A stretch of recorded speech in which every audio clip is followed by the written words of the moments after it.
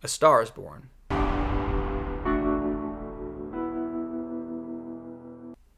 I guess I have to start here. A Star is Born is great. It's a hugely enjoyable, if not heartbreaking, competently made, well-written, well-acted, well-shot movie. The songs are amazing, and not just the one that's going to win the Oscar, but all of them, really, except for the one that's kind of supposed to be bad, I think. And they were all co-written by Lady Gaga, all 12, and a few of them were even co-written by Bradley Cooper. Take a moment and appreciate that a movie about songwriters has a soundtrack that was mostly written by the people playing the songwriters. That's a level of authenticity you might find in a movie like Once, but not in a big studio movie. Bradley Cooper gives the best performance he's ever given, and, he's an A-list actor who had 3 Oscar nominations before this movie, so that's really saying something. And he learned to play guitar and sings his own songs, which is more than I can say for some of his fellow nominees. Lady Gaga gives the best musician-turned-actor debut performance that I've ever seen, but, I haven't seen Dreamgirls or The Bodyguard, so that might be empty hyperbole, but regardless, she's really great in this. Sam Elliott got an Oscar nomination based off One Look, so that's pretty cool. The script is actually pretty great, about as good as you can expect from the 4th version of a familiar story. Really good naturalistic dialogue, and really good characters. It takes well-worn archetypes, the ambitious blossoming starlet and the jaded lush musician, and it forms them into actual nuanced three-dimensional people. And in addition to the rags to riches story, it's also low-key a really considerate portrait of an addict and addiction. And sure, there are certainly times when you're ahead of the movie, but it's at least executed really well, and even though I had a sense of where we were headed, I still found it emotionally resonant, which is both impressive and kind of all that matters anyway. The cinematography is really good. The concert scenes were apparently a nightmare to shoot. They had to hurry up and shoot in the 10 minutes between sets at Coachella in front of a disinterested and probably confused crowd. So getting these concert scenes to look as great as they do is an achievement in itself. Bradley Cooper's actual dog is in this, so that's fun. And yeah. Okay, so A Star is Born was a full-fledged phenomenon. Period, full stop. From when the trailer premiered in June, to when the movie premiered at Venice in August, to when the movie was released wide in October, to the crazy money it made, it was the movie phenomenon of 2018. I never yielded! The movie phenomenon of the second half of 2018. But I didn't get around to it until 2 months after it came out. So that means I only got to see it once, and the conversation had understandably moved on by December, so I didn't really talk about it with anyone or think about it much after I saw it. And as much as I really liked it, it's probably my 3rd favorite Best Picture nominee this year, I think it may have resonated with me more had I caught it in its moment and been more part of the months-long obsession and dissection of it. Like listening to the Rewatchables podcast and hearing 3 people who really loved the movie talk about it for an hour and a half made me like the movie more 3 months after the fact.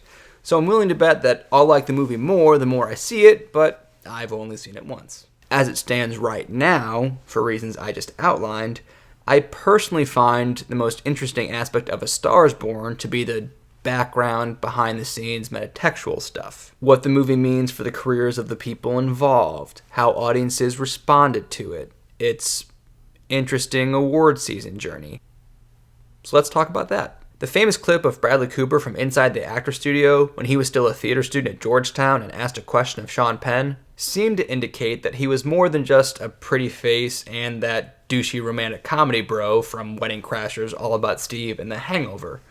So that he's had this career arc from The Hangover to a 7-time Oscar nominee, I'm totally here for it. And I'm not really that surprised that he had a movie like this in him. I went to a Q&A for Mid-90s a few months ago, and Jonah Hill said he's wanted to be a director his entire life. And his acting career has just been an unexpectedly successful diversion on his way to being a director. I have no idea if Bradley Cooper feels the same way, but it wouldn't surprise me. And based on a sample size of 1, I think he's the real deal. He's got a solid sense of pacing, cinematic language, and shot selection. And this in a movie that runs the gamut from big concert scenes to small, intimate conversations, and takes place over a decent amount of time, requiring several montages. This movie is a pretty tall order for any director, let alone a first-time director. It's largely a movie of big moments. On the aforementioned Rewatchables podcast, Bill Simmons said that the scene where Allie, Lady Gaga, has her big coming out moment, the birth of the title, if you will, he said it was the best scene in years. I didn't find it to be that exactly, but I do kind of see where he's coming from. It's a really, really great, well-earned, well-built up to moment. And I think it's largely because of Bradley Cooper's direction and the way he stages the scene.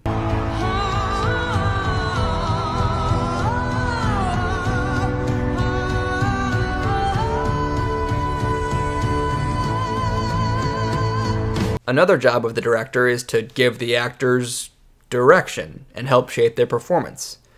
How much you credit a director for a given performance depends on the director and the actor, but in a movie that has 3 acting nominations, you have to believe the director's doing something right. And regardless of how much influence her director may or may not have had, Lady Gaga is really, really great in this. Was anyone actually surprised by that? I mean, I know casting a ginormous pop star in the role of a blossoming pop star might seem like stunt casting, but Lady Gaga can kind of do no wrong, right? Despite crushing it in basically everything she's tried for the past decade, including this, it's still super impressive that she was so good to get a Best Actress nomination in her first real movie role.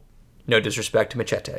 Hola, motherfucker. Do you like doing? And there was a long time when she was considered the frontrunner for Best Actress. Until she wasn't. And this movie was a massive hit with critics and audiences. It's funny that in a year when the Academy inadvisedly tried to trot out this popular Oscar category, that movies like A Star is Born and Black Panther and Bohemian Rhapsody were nominated for Best Picture. So what would that popular category have looked like?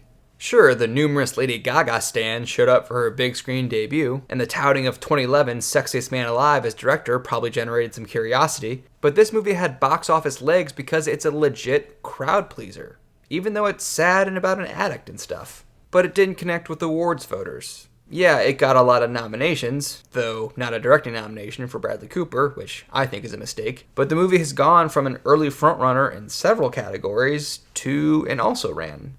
How did this happen? Apparently, Warner Brothers has been really bad at campaigning for this movie. And I know a lot of people hate the idea of Oscar campaigning, but I kind of see the necessity for it. In a perfect world, all 7,000 voting members of the Academy would be as passionate and stoked about the Oscars as I am, but we don't live in a perfect world, and many, many, many Academy voters need to be made aware of certain movies and certain performances because they don't seek them out themselves. And that's where campaigning comes in.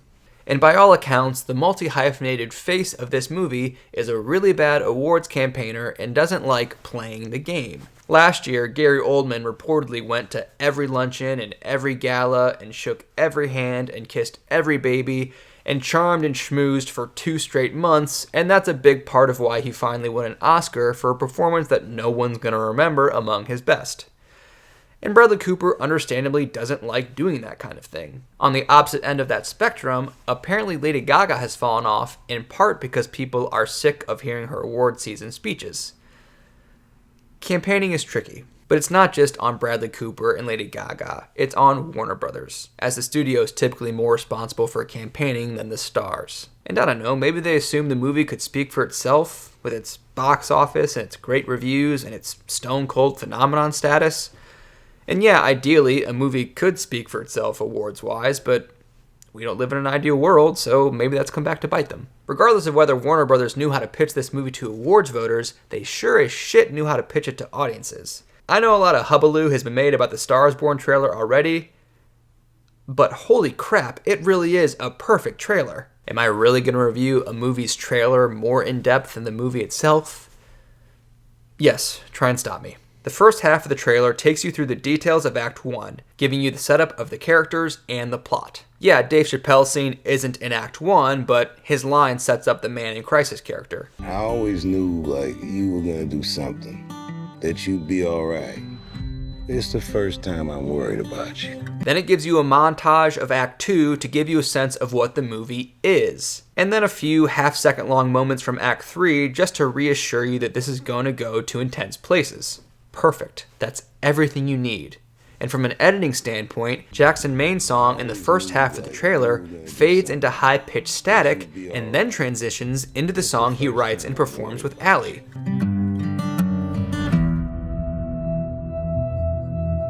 Can I ask you a personal question? Okay. Tell me something, girl. From his song to their song. That's clever mini storytelling. Then the trailer builds and builds and builds, and then we cymbal crash smash cut to the star names. Perfect, perfect trailer. If only the Oscar campaign had been half as good. Up until that trailer was released, we had every reason to believe that this movie would suck. Sight unseen, it looks like a vanity project for a pretty boy actor, a musician who thinks she can act, and a tired story that's been remade to shit. Plus it has Andrew Dice Clay. But in the 1,000 ways it could have gone wrong, it somehow avoided most of those pitfalls and turned out pretty great. I said that Black Panther is the best version of what it is. And in a similar vein, I think that A Star is Born is far, far, far better than a first-time director making the fourth version of a movie has any right to be. We're far from the shallow.